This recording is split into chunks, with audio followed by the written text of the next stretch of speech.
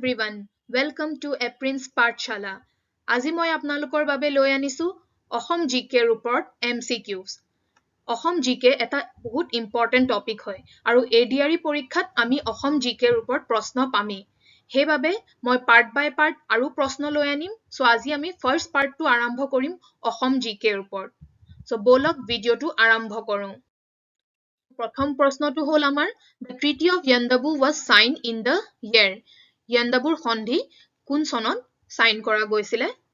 So option গিটা হ'ল আমাৰ 1802, 1826, 1830 নে 1832. সো Treaty of Yandabu কেতিয়া সাইন হৈছিলে? হেতু সোৱাৰ আগতে আমি জানিব লাগিব Treaty of Yandabu কিহৰ কাৰণে সাইন কৰিছিলে বা কাৰ মাজত সাইন হৈছে আমি হেতু চাম। সো Treaty of Yandabu প্ৰথম এংলো-বাৰ্মা যোনখন যুদ্ধ হৈছিলে the first Anglo-Burmese war বুলি আমি কওঁ। সো ফাৰ্স্ট এংলো-বাৰ্মিছ war হৈছিলে 1824 ত। কাৰ মাজত হৈছিলে? ব্ৰিটিছ গভৰ্ণমেণ্টৰ মাজত আৰু বাৰ্মা মাজত হৈছিলে। সো যুদ্ধ হোৱাৰ পিছত 24th February 1826 ত Treaty of Yandabu সাইন হৈছিলে ব্ৰিটিছ গভৰ্ণমেণ্ট আৰু কিং অফ বাৰ্মা মাজত। সো এটো এটা বহুত কমন প্ৰশ্ন হয়, বহুতবাৰ পৰীক্ষাত আহিছে। সো আপোনালোকে মনত ৰাখিব, সনটো মনত ৰাখিব পাৰে অকল 1826 বুলি বা গোটেই ডেটটো মনত ৰখাটো ভাল হ'ব 24 ফেব্ৰুৱাৰী 1826 চনত। সো এটো আমাৰ উত্তৰ হ'ল। আহক নেক্সট প্ৰশ্নটোলে যাওঁ। সেকেন্ড প্ৰশ্নটো হ'ল which one is the first Assamese novel? So প্ৰথম অসমীয়া নোবেল কোনখন হয়? অপচন গিটা হ'ল A মিৰি জীয়ৰী, B পদুম কুঁৱৰী, C ভানুমতী নে D সুধৰ্মৰ উপাখ্যান। সো আমাৰ প্ৰথম অসমীয়া নোবেল কোনখন হয়? উত্তৰটো হ'ব ভানুমতী। সো আমাৰ প্ৰথম অসমীয়া নোবেল হ'ল ভানুমতী। কোনে লিখিছিলে? পদ্মনাথ গোহাঁই বৰুৱাই লিখিছিলে। কোনে লিখিছিলে? পদ্মনাথ গোহাঁই বৰুৱা। আপোনালোকে নোট ডাউন কৰি ল'ব পাৰে। পদ্মনাথ গোহাঁই বৰুৱাই লিখিছিলে কোন চনত? 1890। আৰু পদ্মনাথ গোহাঁই বৰুৱা কোন আছিলে?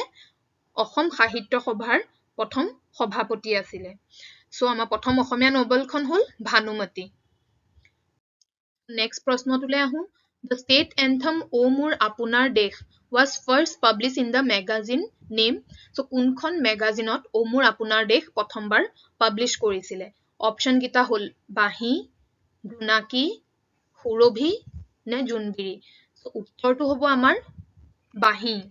বাঁহী মেগাজিনখনত আমাৰ O Mor Apunar Desh প্ৰথমবাৰৰ বাবে পাবলিশ কৰিছিলে। সো আমি যদি চাওঁ O Mor Apunar Desh কোনে লিখিছিলে?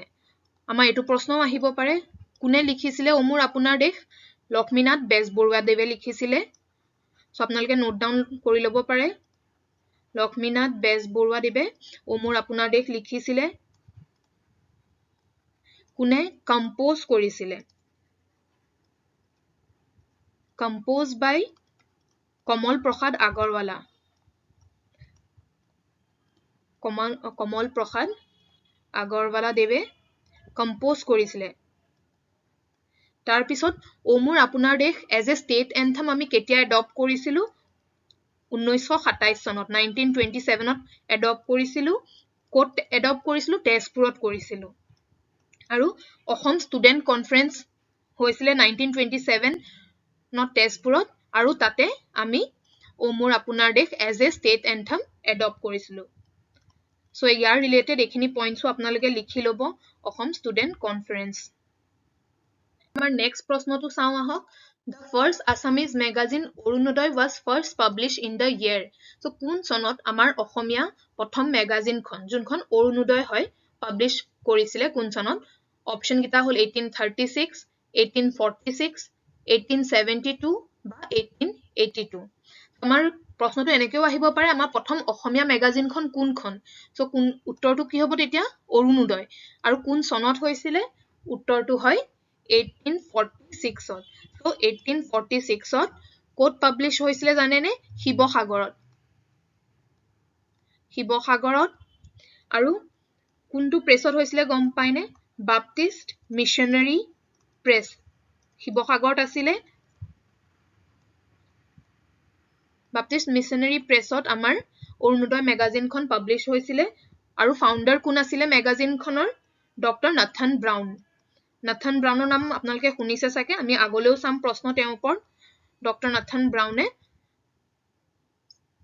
ফাউণ্ডাৰ আছিলে তেওঁ আৰু বাপ্টিষ্ট মিছনেৰী প্ৰেছ শিৱসাগৰত পাব্লিছ হৈছিলে কোন চনত 1846 সো নেক্সট প্ৰশ্নলৈ যাওঁ আমাৰ নেক্সট প্ৰশ্নটো চাওঁ আহক সো নেক্সট প্ৰশ্নটো হ'ল the first Assamese to compile a dictionary named Hemkosh প্ৰথম অসমীয়া যোনে হেমকোষ ডিকচনেৰীখন কম্পাইল কৰিছিলে কোন হয় অপচন গিটা হ'ল A ডিম্বেশ্বৰ নেওগ অপচন B চন্দ্ৰধৰ বৰুৱা অপচন C হেমচন্দ্ৰ গোস্বামী নে অপচন D হেমচন্দ্ৰ বৰুৱা সো হেতু উত্তৰ সোৱা আগতে আমি চাব লাগিব আমাৰ প্ৰথম অসমীয়া ডিকচনেৰীখন কোনখন হয় আপোনালোকে ক'ব পাৰিবনে সো প্ৰথম অসমীয়া ডিকচনেৰীখন যোনখন আছিলে হেখনৰ নাম আছিলে আসামিজ ইংলিছ ডিকচনেৰী বা অসমীয়া আৰু ইংৰাজী অভিধান হেখন কোনে উলাইছিলে হেখন doctor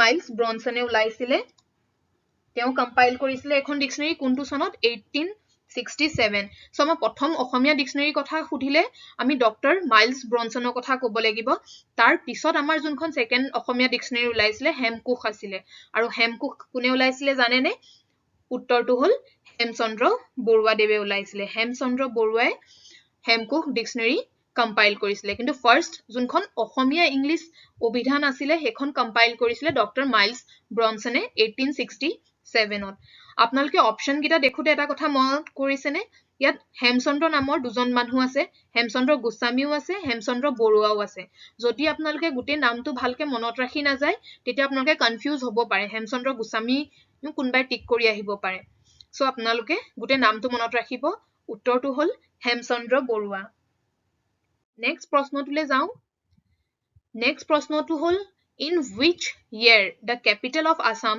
shifted from Shillong to Dispur আমাৰ অসমৰ ৰাজধানী আগতে শিলং আছিলে কিন্তু তাৰ পিছত দিছপুৰলৈ শিফট কৰা গল সো কোনটো চনত আমাৰ অসমৰ ৰাজধানী শিলংৰ পৰা দিছপুৰলৈ বদলি কৰা হল অপচন গিটা হল 1950 1955 1971 নে 1973 সো আমাৰ উত্তৰটো হয় 1973 so 1973 আমাৰ অসমৰ ক্যাপিটেল শিলংৰ পৰা দিছপুৰলৈ বদলি কৰা হল আহক নেক্সট প্ৰশ্নটো চাওঁ তো আমাৰ নেক্সট প্ৰশ্নটো হল অসম সাহিত্য সভা was founded in the year so আমি নেক্সট যোনখিনি প্ৰশ্ন চাম এইখিনি প্ৰশ্ন আমি অসম সাহিত্য সভাৰ ওপৰত বেছ কৰি পেলাই চাম সো অপচন গিটা হল 1902 1912 1917 নে 1921 সো অসম সাহিত্য সভা কেতিয়া ফাউন্ডেশন কেতিয়া হৈছিলে সো উত্তৰটো হয় আমাৰ 1917 উত্তৰটো সবে মনত ৰাখিব 1917 চনত অসম সাহিত্য সভাৰ ফাউন্ডেশন হৈছিলে সো নেক্সট প্ৰশ্নটোলে যাওঁ The first conference of Assam সাহিত্য সভা was held at অসম সাহিত্য সভাৰ প্ৰথম কনফাৰেন্সখন ক'ত হৈছিলে অপচনটো হ'ল A Kamrup B Sivasagar C Barpeta নে D ধুবুৰী সো ইয়াৰ উত্তৰটো হ'ব B শিৱসাগৰ সো শিৱসাগৰত মনত ৰাখিব প্ৰথম সাহিত্য সভা কনফাৰেন্সখন হৈছিলে তাৰ পিছৰ প্ৰশ্নটোলে তো আমাৰ নেক্সট প্ৰশ্নটো হ'ল who was the first president of Assam সাহিত্য সভা সো অসম সাহিত্য সভাৰ প্ৰথম সভাপতি কোন হয় সো অপচন গিটা হ'ল option A Lakshminath Bezbaroa option B Padmanath Gohain Baruah C Hemchandra Goswami নে D ৰজনীকান্ত বৰদলৈ সো উত্তৰটো কি হয় সবে জানে চাগে পদ্মনাথ গোহাঁই বৰুৱা অলপ দেৰি আগতে মই আপোনালোকক কৈছিলো অসম সাহিত্য সভাৰ প্ৰথম সভাপতি হ'ল পদ্মনাথ গোহাঁই বৰুৱা কিন্তু প্ৰথম সেক্ৰেটাৰী কোন হয় জানে নে আপোনালোকে ফাৰ্স্ট সেক্ৰেটাৰী অসম সাহিত্য সভাৰ সো উত্তৰটো হ'ল আপোনালোকে নোট ডাউন কৰিব পাৰে শৰৎ চন্দ্ৰ গোস্বামী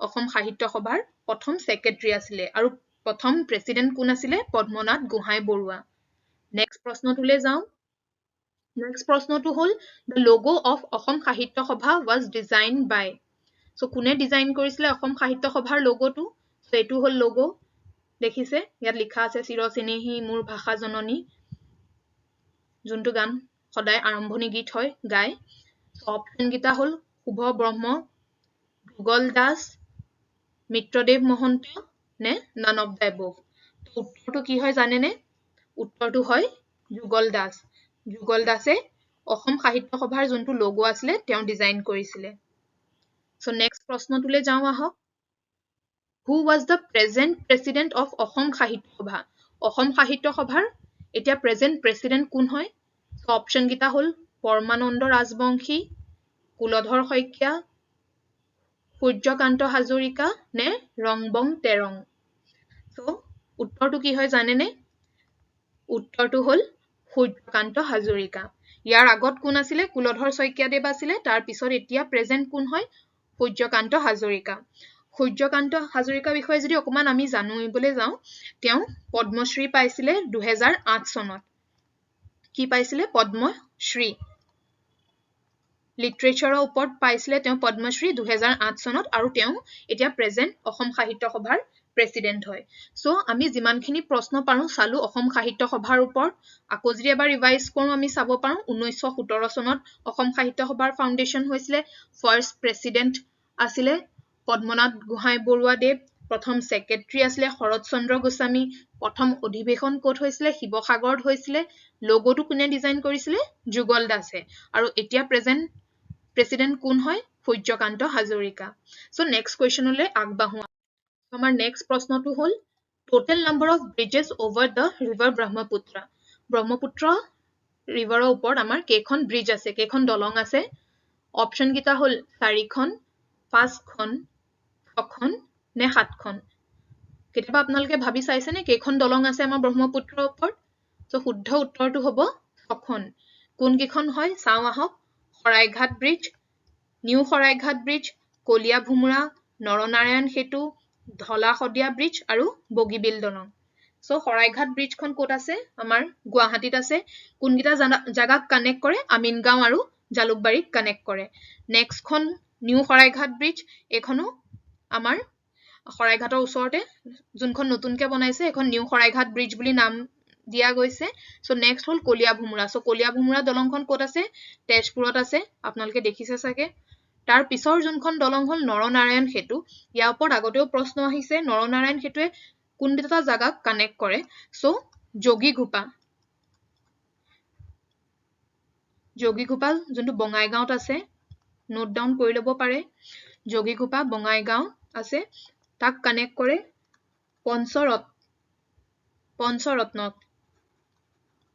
পঞ্চৰত্ন গোৱালপাৰা সো এই দুটা জাগাক কানেক্ট কৰে নৰনাৰায়ণ সেতুৱে যোগীঘোপা বঙাইগাঁও পৰা পঞ্চৰত্ন গোৱালপাৰা নেক্সট যোনখন দলং হ'ল ধলা শদিয়া ব্ৰিজ এখনৰ বিষয়টো সবে জানে ধলা শদিয়া ব্ৰিজখনক আৰু কি নামেৰে জনা যায় ভূপেন হাজৰিকা সেতু এখন ভাৰতৰ ভিতৰত সবতছে দীঘল ব্ৰিজ সো টোটেল ডিসটেন্সটো কিমান হ'ল ধলা শদিয়া ব্ৰিজৰ 9.15 কিলোমিটাৰ সো ইয়াৰ ওপৰত প্ৰশ্ন আহিব পাৰে ধলা শদিয়া ব্ৰিজ আৰু লাষ্টত বগীবিল ব্ৰিজ বা বগীবিল দলং এখন ক'ত আছে ডিব্ৰুগড়ত আছে আমাৰ বগীবিল দলং সো আমাৰ টোটেল 6খন ব্ৰিজ আছে ব্ৰহ্মপুত্ৰ নদীৰ ওপৰত next প্ৰশ্নলৈ আগবাঢ়ো which one district is declared as the first carbon free district in Assam also in India so প্ৰথমখন কোনখন অসমৰ বা ভাৰতৰ কাৰ্বন ফ্ৰী ডিস্ট্ৰিক্ট হয় সো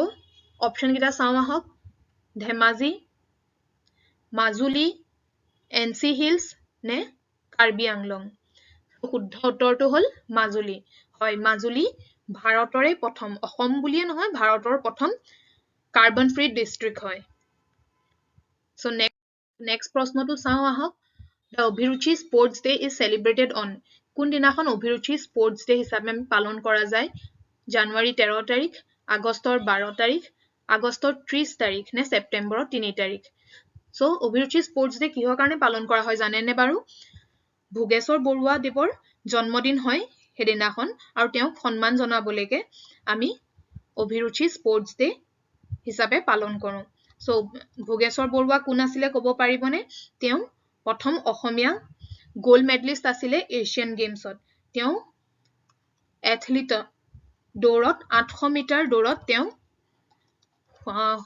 গোল্ড মেডেল পাইছিলে আৰু সেই কাৰণে তেওঁ অৰ্জুন এৱাৰ্ডো পাইছিলে সো সেই কাৰণে তেওঁ সন্মান জনাবলৈ অসম চৰকাৰে সেপ্টেম্বৰৰ 3 তাৰিখে উত্তৰটো হ'ল সেপ্টেম্বৰৰ 3 তাৰিখে অভিৰুচি স্পৰ্টছ ডে হিচাপে পালন কৰে সো ফাৰ্ষ্ট কি আছিলে তেওঁ এথলীট আছিলে এছিয়ান গেমছত তেওঁ গোল্ড মেডেল পাইছিলে গোল্ড মেডেলিষ্ট আছিলে অসমৰ পৰা